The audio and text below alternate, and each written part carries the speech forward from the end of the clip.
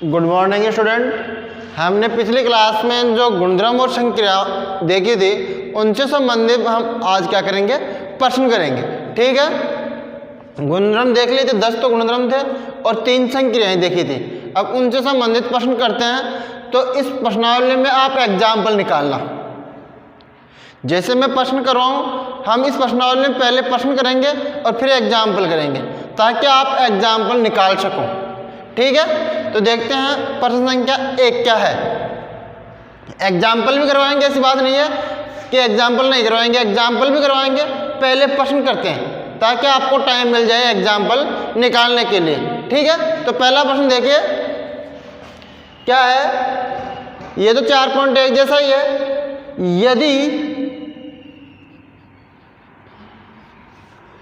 यदि सारणिक दे रखी है L M दौर 3 इक्वल टू 0 हो तो L अनुपात M ज्ञात कीजिए। हो तो L अनुपात M ज्ञात कीजिए। L अनुपात M ज्ञात कीजिए। अब देखिए सॉल्यूशन करेंगे ना तो क्या होगा, 2 इंटू 2 की सारणी को कैसे हल करते हैं।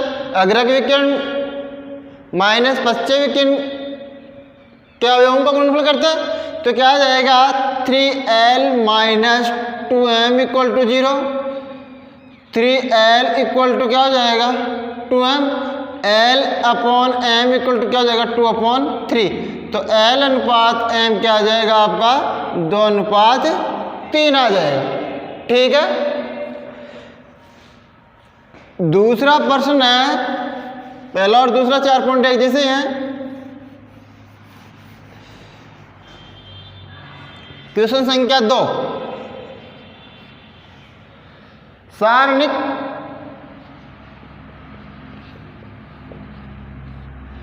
सारणिक दे रखी है आपकी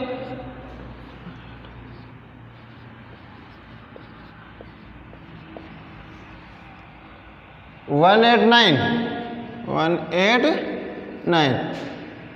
2 3 4 3 6 5 1 8 9 के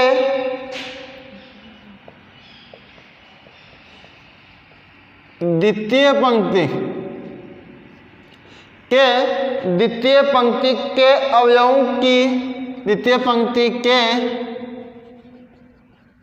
अवयवों की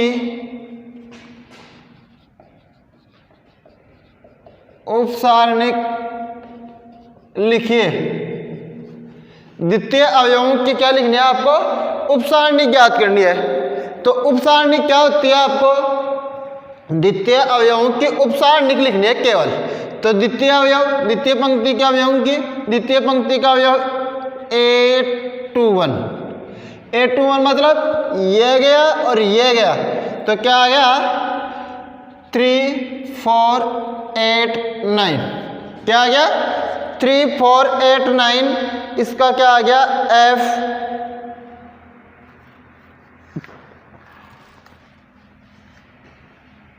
ये A21 आ गया और A22 क्या आ जाएगा।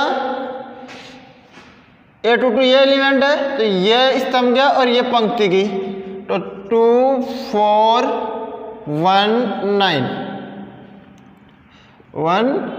9 और तीसरा एलिमेंट क्या जाएगा 2 3। इसमें क्या होगा, तीसरा स्तंभ चला जाएगा और दूसरी पंक्ति चला जाएगी।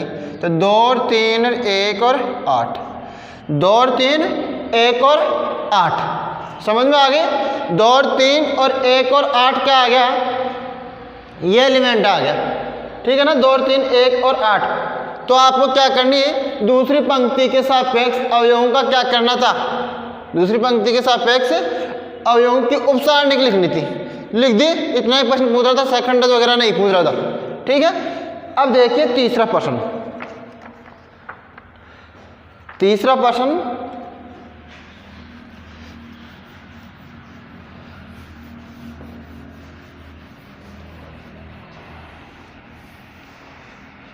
प्रश्न क्या है, सारणिक क्वेश्चन नंबर 3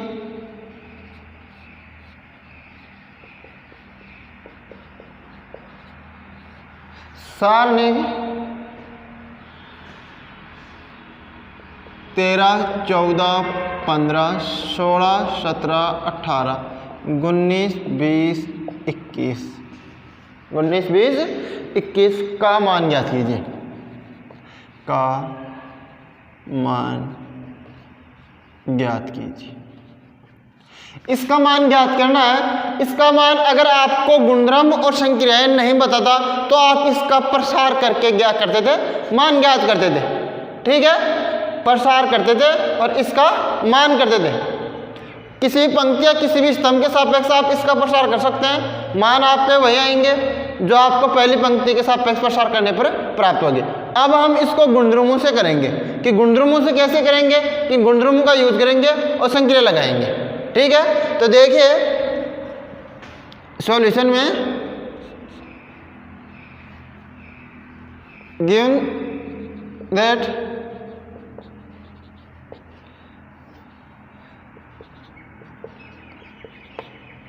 सत्रह, 18, 19, 20, 21 यह है आपकी डिटरमाइंट। ठीक है, अब इसका क्या करना, आप इसमें संक्रियाएं लगाएंगे। और संक्रियाएं क्या लगाएंगे, देखिए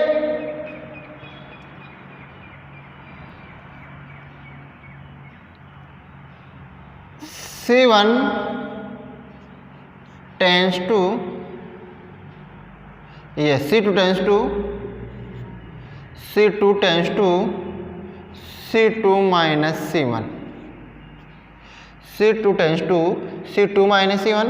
और दूसरी संक्रिया लगाएंगे हम C3 tense to C3 minus C2, C3 minus C2। अब देखिए इसके बाद में इसका मतलब क्या हुआ, आपको बता दूं कि C1 कौन सी है, ये C1 है, ये C2 है, ये C3 है ऐसे, और ये R1 है, ये R2 है दूसरी पंक्ति, और ये R3 है। C1 C2 C3 कॉलम और R1 R2 R3 संक्रिया लगाने देखना। अभी आगे वाले प्रश्न सभी संक्रियाओं से करेंगे, तो आपको संक्रियाएं सबसे पहले संक्रिया लगाने से पहले आपको कॉलम और पंक्ति को पता होना चाहिए कि कॉलम कौन से है और रो कौन सी है। ठीक है ना, तो रो तो जो क्षैतिज आती है वो होती हैं, पहले R1, दूसरी R2 और तीसरी R3, और जो C1 C2 C3 स्तंभ होते हैं जो ये लंबवताकार होते हैं। ठीक है ना ऐसे। अब C2 का मतलब हुआ कि जो संक्रिया बताई थी मैंने कि C2 जो C2 है तो वो C2 से चालू होगी, उसके बाद में जोड़ना घटाना गुणा करना उसके बाद में होगा। ठीक है, C3 है तो C3 से चालू होगी और उसके बाद में जोड़ोगे घटाओगे या किसी संख्या से गुणा करके आप उसमें जोड़ोगे या घटाओगे। ठीक है, तो अब C2 मतलब C2 यह है, इसमें क्या घट रहा है, C1 घट रहा है। तो 16 पहला स्तंभ तो C1 की जगह कुछ भी नहीं लिखना, मतलब पहले वाला ही आएगा। C1 में कोई संक्रिया नहीं लगा रहे, तो 13, 14, 15। C2 की जगह आपको क्या, इसका मतलब क्या हुआ, C2 की जगह C2 में से C1 को घटा के लिखना है। तो 16 माइनस 13 3, 17 माइनस 14 3, 18 माइनस 15 3। आगे पहला स्तंभ, दूसरा स्तंभ आ गया। तीसरा स्तंभ देखना, C3 में से आपको क्या घटाना है, C2 घटाना है। तो 19 माइनस 16 3, 20 माइनस 17 3, 21 माइनस 18 3। अब क्या करोगे, इसके बाद में क्या करोगे, इसके बाद में ये करोगे कि संक्रिया तो लगेगी। अब इसमें क्या करना है, आपको गुणधर्म देखना है कि किसी गुणधर्म से इसका मान डायरेक्ट आ रहा है क्या। तो गुणधर्म कैसे देखना है, एक गुणधर्म लिखा था आपको कि यदि किसी सारणिक की 2 पंक्ति या 2 स्तंभ सर्वसम हो तो सारणिक का मान क्या होता है, 0 होता है। ऐसा गुणधर्म लिखाया था, यदि किसी सारणिक की 2 पंक्ति या 2 स्तंभ सर्वसम मतलब समान है तो उसका मान क्या होता है, 0 होता है। यह गुणधर्म लिखाया था। तो देखिए यदि किसी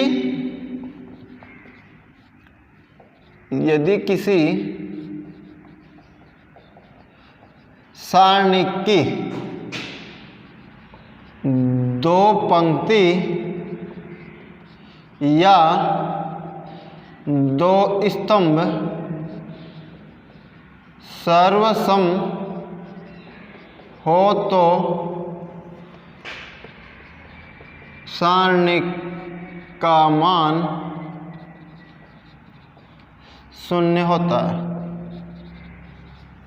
सारणिक का मान शून्य होता है। तो क्या आ गया 13, 14, 15, 3, 3, 3, 3, 3, 3 इक्वल टू 0।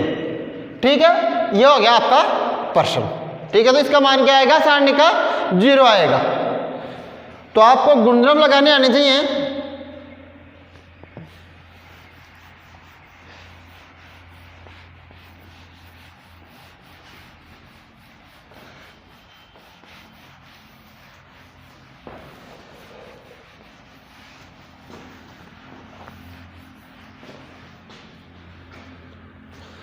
गुणधर्म नंबर 4, क्वेश्चन नंबर 4 क्या है, यदि किसी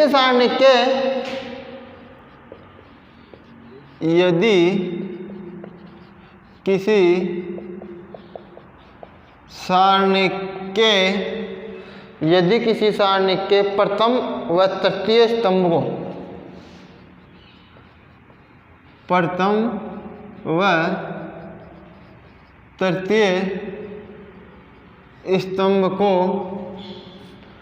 स्तंभ को आपस में बदल दें तो आपस में बदल दिया जाए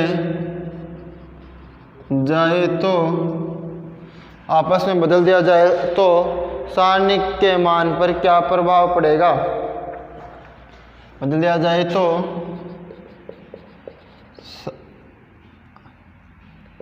सारणिक के मान पर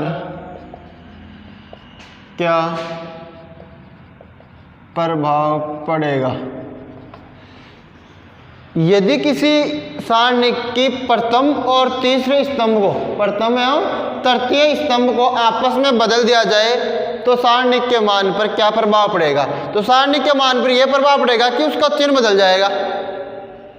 सारणिक का चिन्ह क्या हो जाएगा, बदल जाएगा। अगर सारणी पॉजिटिव थी तो वो क्या हो जाएगी, नेगेटिव, और नेगेटिव थी तो क्या हो जाएगी, वो पॉजिटिव हो जाएगी। ठीक है, तो चिन्ह का फर्क पड़ेगा, चिन्ह बदल जाएगा उसका। नेक्स्ट प्रश्न है आपका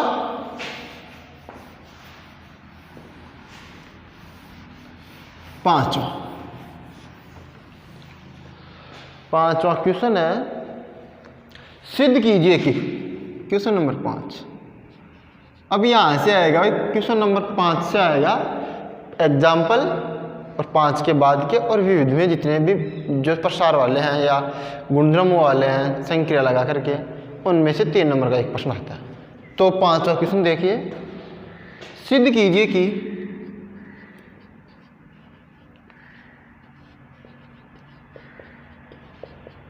सिद्ध कीजिए कि 1 1 1 YZ ZX और XY, YZ ZX XY, Y plus Z, Y plus Z, Z plus X और X plus Y equal to X minus Y, Y minus Z, X minus Y, Y minus Z और Z minus X। ये सिद्ध करना, ठीक है। ये सिद्ध करोगे तो आप LHS लेके हल करोगे। LHS 1 1 1 YZ that और ZX XY, Y plus Z, Z plus X, X plus Y। अगर समझ में आ रही है क्या बोल रहा हूं, अगर किसी सारणी की या तो कोई पंक्ति या कोई स्तंभ अगर आपको 1 1 मिले, समझ में आ रही है, तो आपका प्रश्न आधा हल हो जाता है। ज़्यादा सोचने की कोई ज़रूरत नहीं है कि कैसे इसको हल करें, ठीक है ना। तो आप इसमें ऐसी संक्रियाएं लगाएं कि जो 1 1 है ना उसमें 3 1 1 है तो 2 को 0 कर दो, 2 को क्या कर दो 0 कर दो। तो इसमें पहला स्तंभ क्या आ रहा है 1 1 आ रहा है, तो अब इसमें संक्रिया लगाएंगे। देखना ये पहली पंक्ति तो R2 की जगह क्या करना है R2 माइनस R1, समझ में आ गई। एक संख्या तो ये लगानी है, दूसरी R3 की जगह क्या लगानी है R3 माइनस R1 लगा लो या R2 लगा लो, कोई सी भी लगा लो, समझ में आ गई। तो देखिए ये आपकी R1 रहेगी, ये R2 है और ये R3। पहली पंक्ति आपकी ऐसे के ऐसे, समझ में आ गई। पहली पंक्ति ऐसे कैसे, दूसरी पंक्ति क्या है कि दूसरी पंक्ति में से पहली पंक्ति घटा करके फिर लिखना है।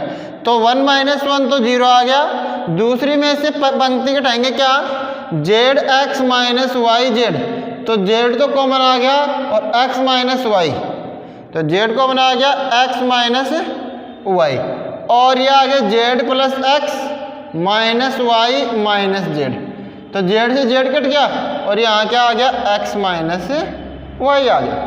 ठीक है, अब तीसरी पंक्ति में R3 tense to R3 minus R1, तो 1 माइनस 1 0 आ गया, और इसमें देखना R3 X Y minus R1 Y Z, तो क्या कॉमन आ गया वाई तो कॉमन आ गया और एक्स माइनस जेड, तो वाई कॉमन आ गया एक्स माइनस जेड। ठीक है, एक्स माइनस जेड आ गया। अब इसमें देखना X plus Y minus Z, Y से वाई कैंसिल हो गया और X minus Z, X minus Z आ गया। अब देखना ये तो आ गया। अब R2 में एक्स माइनस वाई तथा R3 में X minus Z, X minus Z common लेने पर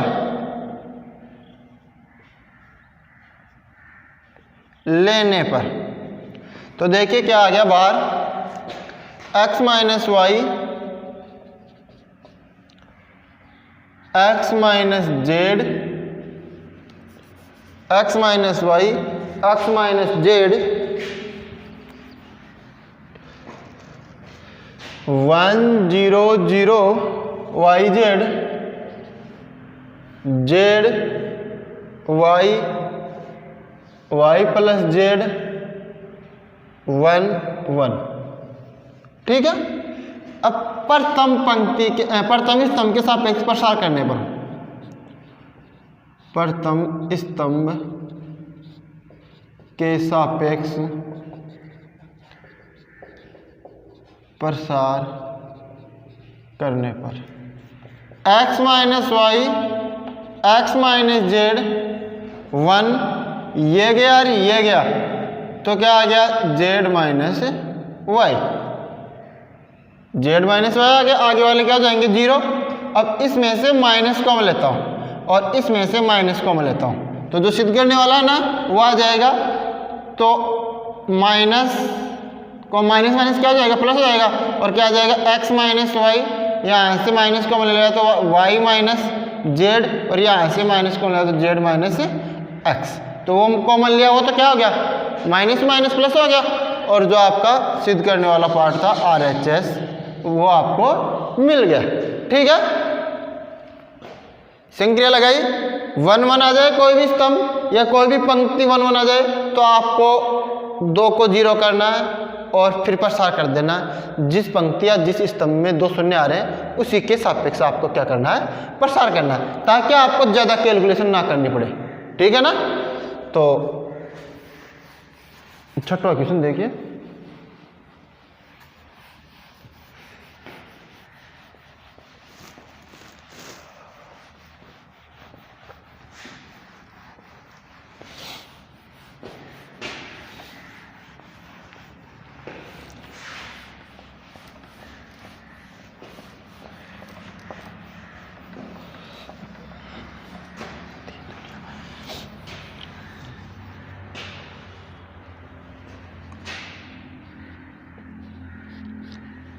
क्वेश्चन नंबर 6, सारणिक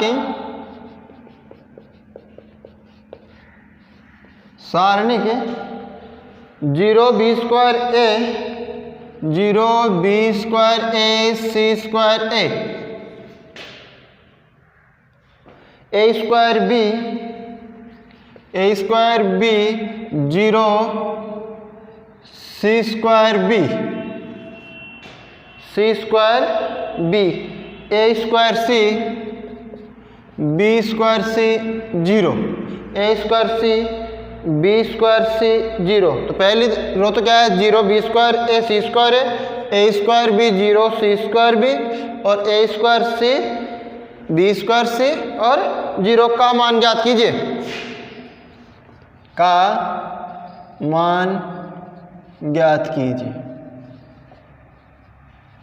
ठीक है, का मान ज्ञात करने के लिए क्या करोगे, देखिए पहले स्तंभ में, दूसरे स्तंभ में और तीसरे स्तंभ में क्रमशः a स्क्वायर b स्क्वायर और c स्क्वायर कॉमन आ रहा है ना।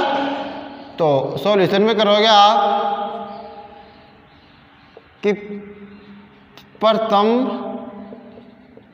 द्वितीय व तृतीय स्तंभ में क्रमशः a स्क्वायर b स्क्वायर व c स्क्वायर कॉमन लेने पर, तो क्या आ गया, a square b square c square 0 b c a 0 c और यह आ गया a b 0 आ गया a b 0। अब क्या करना आपको, अब फिर R1 R2 R3 में R1 R2 तथा R3 में क्रमशः A B C व C कॉमन लेने पर, तो क्या आ गया, a cube b cube c cube 0 1 1 1 0 1 1 1 0। ठीक है, ये तो आ गया बाहर, a cube b cube c cube. अब क्या करेंगे, इसका प्रथम स्तंभ के सापेक्ष प्रसार कर देते हैं, प्रथम पंक्ति के सापेक्ष कर दो, प्रथम पंक्ति के सापेक्ष प्रसार करने पर, तो क्या आ गया बाहर, तो a cube b cube c cube प्रथम पंक्ति के सापेक्ष प्रसार करेंगे तो क्या आ जाएगा, 0 माइनस का 1, पहला तो 0 आ जाएगा, माइनस का 1 प्लस माइनस ये गया और ये गया, 0 माइनस 1 प्लस 1 ये गया और ये गया, 1 माइनस 0 तो क्या आ गया, a cube b cube c cube minus minus plus का 1 और प्लस का 1 तो क्या आ जाएगा, 2 आ जाएगा, 2 a cube b cube c cube, इसके क्या आ जाएंगे, आंसर आ जाएंगे। ठीक है, 2 a cube b cube c cube, बिल्कुल सिंपल है। क्या क्या, पहले तो c1 c2 c3 में से क्या ले लिया, a square b square c square common ले लिया, फिर वो कॉमन आने के बाद में R1 R2 R3 में से a b c कॉमन आ रहा है। ठीक है ना, तो क्या बन गया आपका, a cube b cube c cube तो बाहर बन गया और अंदर ये बन गया, बच गई सारणी, और इसका प्रसार कर लिया। ठीक है ना, तो इसका मान आ गया 2 a cube b cube c cube.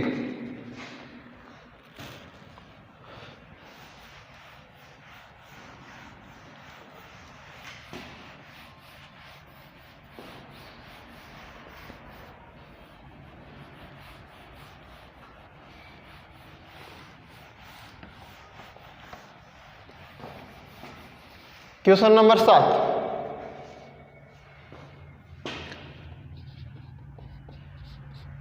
Question number 7 क्या है, निम्न सारणी को हल कीजिए।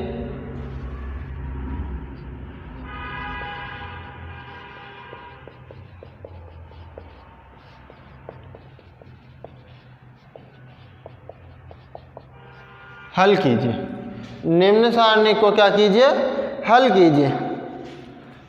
सारणी दे रखी है आपकी x minus 2 x minus 4 x minus 8, x minus 2 x minus 4 x minus 8। दूसरी दे रखी 2x minus 3 2x minus 3 2x minus 9 और 2x माइनस 27। और तीसरा स्तंभ दे रखा आपका 3x minus 4 3x minus 4 3x minus 16 3x minus 64 equal to 0, ये दे रखिए। अब क्या करना है, इसमें संक्रिया लगानी है। और संक्रिया क्या लगानी है, तो देखिए C2 की जगह तो क्या करना है, संक्रिया ऐसी लगाओ कि आपका कोई वैसे तो आएगा नहीं इसमें कोई उभयनिष्ठ पार्ट, तो ठीक है। और संक्रिया लगा दो आप R1 tense to R1 minus R2 और R2 tends to R2 minus R2 tends to R2 minus R3 कर लो। समझ में आ गया। अब देखना R1 की जगह आप करोगे R1 minus R2, R1 minus R2 करोगे तो माइनस का x हो जाएगा और प्लस का 4 हो जाएगा और माइनस का 2, तो क्या हो जाएगा 2 बच जाएगा। 2x में से 2x घट गया और ये R1 माइनस R2 करोगे तो ये माइनस माइनस क्या हो जाएगा प्लस का 6 और ये कितना हो जाएगा 12 हो जाएगा, प्लस का 12। ठीक है, इसमें से क्या करेंगे R2 की जगह क्या लिखना R2 minus R3, R2 minus R3 तो ये x से x कट जाएगा, ये प्लस का क्या हो जाएगा 4 हो जाएगा। ये कितना हो जाएगा प्लस के 18 और ये 48 हो गया क्या, प्लस के 3x से 3x कट जाएंगे और ये माइनस माइनस प्लस के कितने हो जाएंगे 64। R2 में से R3 घटाएंगे, 64 में से 16 गए तो 48 बच गए। ठीक है, अंतिम पंक्ति ऐसे के ऐसे।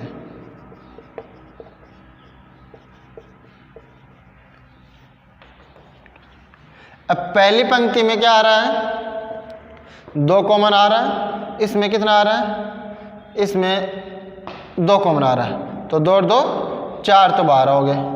तो 1 3 6 2 9 24 x माइनस 8 2x माइनस 27 और 3x माइनस 64। अब क्या करना है R2 की जगह क्या करना है, इसमें R2 tends to R2 minus 2 R1, R2 tends to R2 minus 2 R1। ठीक है, तो पहली पंक्ति तो क्या आ जाएगी ऐसे कैसे आ जाएगी 1 3 6। R2 की जगह क्या करना R2 माइनस 2 R1, R2 को 2 से गुणा करके R1 को घटाना है, 2 से गुणा करके R1 को 2 से गुणा करके R2 में 2 माइनस 2 इंटू 1 2 0 9 माइनस 2 इंटू 3 6 3 और R2 क्या है 24 माइनस 6 12, 2 से गुणा करेंगे ना